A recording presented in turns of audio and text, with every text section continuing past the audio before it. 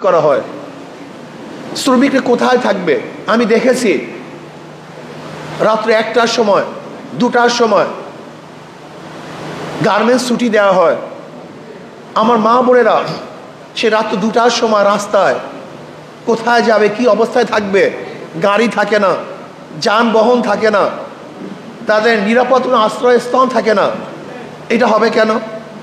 আমি মনে করি শ্রমিকদের জন্য, খাস করে আমার বোনদের জন্য নিরাপদ আশ্রয়স্থান করা দরকার। যেমন এই গার্মেন্টসের অধীনে যেখানে শ্রমিকরা থাকবে তাদের জন্য স্থাপনা করা দরকার। যদি গার্মেন্টসের অধীনে স্থাপনা করা হতো তাহলে আমার মা বোনেরা রাত্র 2টায় 3টায় নিরাপদ অনিরাপদ অবস্থায় রাস্তা নামতে হতো না। তাদের শ্রম আরও বাড়ানো হতো, তাদের প্রাপ্তি যদি আমরা আরও বাড়িয়ে দিতাম তাদের কাজের প্রতি আগ্রহ আরও বাড়ত। এর জন্য আমি মনে করি মালিক এবং শ্রমিকদের মধ্যে যে দূরত্ব আছে এই দূরত্ব কমাতে হবে। যে সমস্ত মালিক ভেঙে গেছে, বিদেশে চলে গেছে এই প্রতিষ্ঠান ছেড়ে দিয়ে, কেন গেছে? কারণ তার কোনো লস নাই তো। সে এখানে ইনভেস্ট করছে 1000 কোটি টাকা, ব্যাংক থেকে নিয়েছে 2000 কোটি টাকা, 5000 কোটি টাকা। এই টাকাগুলি কাদের? এই বাংলাদেশের জনগণের। এই পরিকল্পিতভাবে সিন্ডিকেট করে আমাদের অর্থনীতিকে ধ্বংস করার চক্রান্ত বিগত দিনে চলতেছে। আমরা মনে করি বর্তমান অর্থমন্ত্রী সরকার, এই অন্তর্বর্তীকালীন সরকার শ্রমিক এবং এই গার্মেন্টস সেক্টরটাকে মজবুত করার জন্য প্রয়োজনে ভিন্ন সচিব বা কর্মকর্তা নিয়োগ করে আমাদের গার্মেন্টস সেক্টরটাকে মজবুত এবং শক্তিশালী করার চেষ্টা করতে হবে। শ্রমিকরা যেন কোনো অবস্থাতেই তাদের অধিকার থেকে বঞ্চিত না হয় সেই ব্যবস্থা করতে হবে। ন্যায্য অধিকার তাদেরকে অবশ্যই দিতে হবে। শ্রমিকরা যদি অসুস্থ হয়, অ্যাক্সিডেন্ট হয়, সেখানে নির্দিষ্ট আইন থাকা দরকার। যদি শ্রমিকরা এই কাজ করতে গিয়ে অ্যাক্সিডেন্ট হয় বা অন্য কিছু হয়ে যায় তাহলে তাকে কি দেওয়া হবে সেটা নির্দিষ্ট আইন থাকা দরকার আছে। আজকে গার্মেন্টস সেক্টর থেকে আমাদের বাংলাদেশে অনেক রেমিটেন্স আসে। এর জন্য আমাদের দেশের শত্রুরা এই গার্মেন্টস সেক্টরকে ধ্বংস করার চক্রান্ত করতেছে। দেখেন আমাদের রপ্তানিযোগ্য কি কি সম্পদ আমাদের দেশে আছে। এখানে শ্রমিকদের গার্মেন্টসের পণ্যগুলি আমরা বিদেশে রপ্তানি করি। চামড়া খাত, আমরা চামড়া খাত থেকে বিশাল এক রেমিটেন্স আয় করতে পারতাম, কিন্তু আমরা কি দেখলাম? পরিকল্পিতভাবে আমাদের চামড়া খাতকে ধ্বংস করা হচ্ছে। আমরা কিন্তু সরাসরি বিদেশে চামড়া বিক্রি করতে পারি না। ইউরোপের মধ্যে কিন্তু আমরা চামড়া বিক্রি করতে পারি না। ভারত হয়ে, ভারতের মাধ্যমে তারপরে আমাদেরকে চামড়া বিক্রি করতে হয়। সেখানে সরকার কিন্তু ব্যর্থ। আমি কালকেও হাজারীবাগ মাহফিল করেছি, সেখানে ট্যানারির অনেক মালিকদের সাথে আলোচনা করেছি। তারা বলেছে যে আমাদের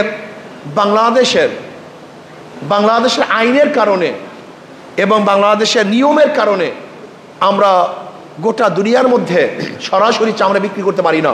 এখানে সরকারের ব্যর্থতা, বিগত সরকারগুলোর ব্যর্থতা। রপ্তানিযোগ্য আমাদের ছিল পাট, আজকে সেই শিল্প ধ্বংস হয়ে গেছে। আমরাও আজকে পাট রপ্তানি করতে পারছি না।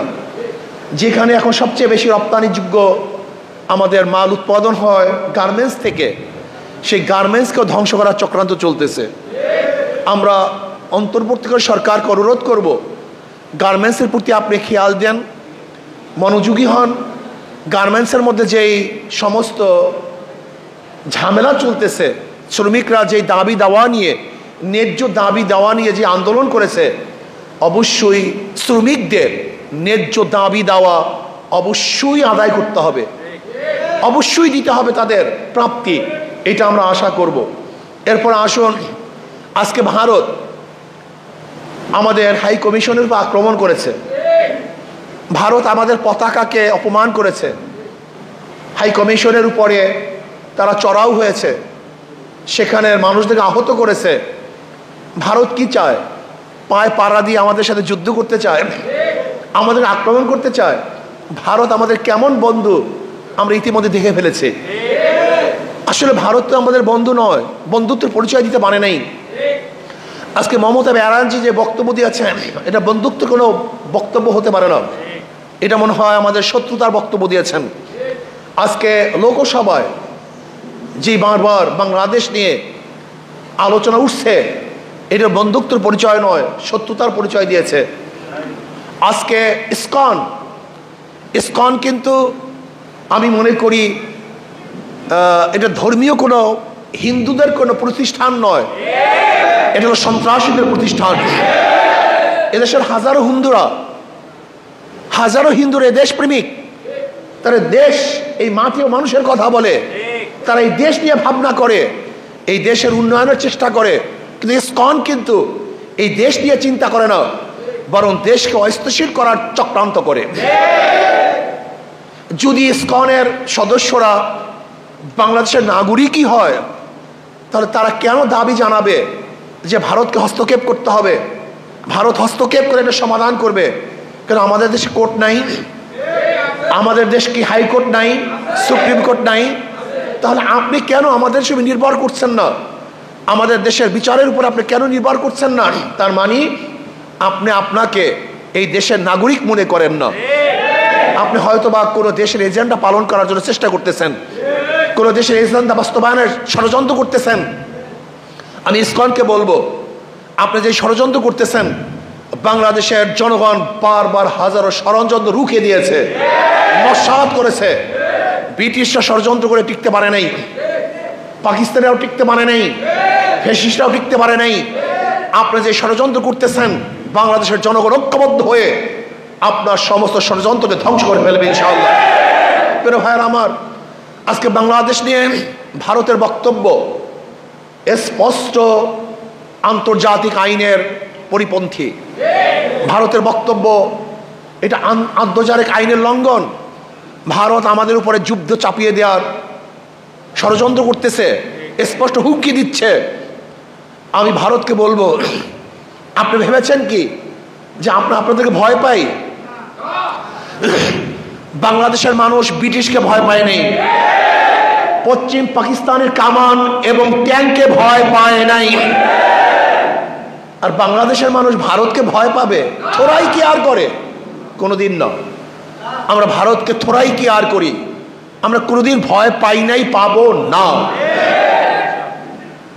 যদি আপনি ফার্দার আমাদের দেশের বিরুদ্ধে ষড়যন্ত্র করেন, বহুত কিছু করেছেন, আপনার 5-8টা গোলামকে বাংলাদেশের নেতৃত্বে বসিয়েছেন। এই বক্তব্য আমার না, আপনাদের দেশের সাংবাদিকরা বক্তব্য দিয়েছে যে আমাদের দাসী যদি আমাদের কাছে চলে আসে, সে দাসী শব্দ ব্যবহার করেছে, গোলাম শব্দ ব্যবহার করেছে, কর্মচারী শব্দ ব্যবহার করেছে। ফ্যাসিস্ট সরকার তো বাংলাদেশের সরকার ছিল না, এটা ভারতের 5-8টা গোলাম ছিল। অথচ ভারতের উচিত ছিল এই দেশের সাথে সম্পর্ক করা, এই জনগণের সাথে সম্পর্ক করা। কোনো দল বা কোনো ব্যক্তির সাথে সম্পর্ক নয়, দেশের সাথে দেশের সম্পর্ক থাকবে, দেশের সাথে জনগণের সম্পর্ক থাকবে। কিন্তু না, আমরা কি দেখেছি? ভারত বাংলাদেশের সাথে সম্পর্ক করে নেই, এই জাতি এই মানুষের সাথে সম্পর্ক করে নেই। ভারত নির্দিষ্ট একটা দল এবং নির্দিষ্ট ব্যক্তির সাথে সম্পর্ক করেছে। আর লেন্দুক দর্জির মতো এই সিকিমের মতো দেশকে ভারতের কাছে তুলে দেওয়ার যতগুলি ষড়যন্ত্র, সমস্ত ষড়যন্ত্রই বাস্তবায়ন করেছিল, কিন্তু বাংলাদেশের জনগণের চাপের কারণে, আন্দোলনের কারণে ব্যর্থ হয়েছে। নৌবন্দরের অবস্থা কি আপনি কি দেখেছেন? কি আইন করেছে? এই আইন করেছিল যে ভারতের কোনো জাহাজ যদি নৌবন্দরে আসে, বাংলাদেশের নৌবন্দরে, তাহলে যদি বাংলাদেশের কোনো জাহাজ সেখানে মাল খালাস করে, তাহলে ওই অবস্থায় ঘাট খালি করে ভারতের জাহাজকে সেখানে জাহাজকে মাল খালি করার জন্য দিতে হবে। এটা গোলামি, এটা স্বাধীন রাষ্ট্রের আইন হতে পারে না। আজকে ট্রানজিটের অবস্থাটা কি? আমাদের বুকের উপর থেকে নির্বিঘ্নে ভারত যাবে, আর আমরা সামান্য অল্প কিছু রাস্তা পাবো না। এইটা বৈষম্য, এটা গোলামি চুক্তি হয়, এটা দেশ টু দেশ চুক্তি হতে পারে না। কাজে ভারতকে স্পষ্ট বলবো, আমরা ঐক্য, আমরা সবাই ঐক্য, জাতীয় ঐক্য। আমাদের দেশের বিরুদ্ধে কেউ যদি ষড়যন্ত্র করে, এই দেশকে ধ্বংস করার চক্রান্ত করে, তাহলে আমরা সেখানে কেউ বিচ্ছিন্ন থাকবো না। আমরা জাতীয় ঐক্য করে সম্মিলিতভাবে সেই ষড়যন্ত্রের মোকাবেলা করবে ইনশাআল্লাহ। বিগত দিনে করেছি, এখনো করব, ভবিষ্যতে ইনশাআল্লাহ সবাই ঐক্যবদ্ধভাবে সমস্ত ষড়যন্ত্রকে রুখে দেবে ইনশাআল্লাহ। আমি ভারতকে বলবো, বাংলাদেশের দিকে চক্ষু তুলবেন না, আঙ্গুল উঠাবেন না, জোরে কথা বলবেন না। যদি আঙ্গুল উঠাতে চান তাহলে আঙ্গুল হাতে রাখবো না। যদি চক্ষু উঠাতে চান, ওই চক্ষু শরীরের মধ্যে থাকবে না। যদি আপনি আপনার জবানকে দারাজ করেন, বাংলাদেশের বিরুদ্ধে উঁচু কণ্ঠে কথা বলেন, তাহলে বাংলাদেশের জনগণ আপনার কণ্ঠকেও চেপে ধরবে। তারা না খেয়ে থাকতে পারে, গোলামি করতে পারে না। বাঘ 1000 বছর না খেলেও ঘাস খায় না। বাংলাদেশের মানুষ না খেয়ে থাকলেও, বস্ত্রহীন থাকলেও গোলামি করতে পারে না। আমরা স্বাধীন থাকতে চাই। এই স্বাধীনতার জন্য বারবার আন্দোলন করেছি, এই স্বাধীনতার জন্য বারবার রক্ত দিয়েছি, এই স্বাধীনতার জন্য বারবার জীবন দিয়েছি। কিন্তু গোলামির জিন্দেগি আমরা কোনোদিন কবুল করি নাই, করবো না ইনশাআল্লাহ। কাজে আসুন, গার্মেন্টস শ্রমিকদের অধিকার দিতে হবে, গার্মেন্টস সেক্টরকে শক্তিশালী করতে হবে, আমাদের রপ্তানি পণ্য আরও বেশি বেশি উৎপাদন করতে হবে। এই দেশ নিয়ে ষড়যন্ত্র করতে তাদের মোকাবেলা করতে হবে, দেশকে সমৃদ্ধভাবে গড়ার চেষ্টা করতে হবে। আল্লাহ আমাকে এবং আমাদের সবাইকে দেশ, ইসলাম এবং মানবতা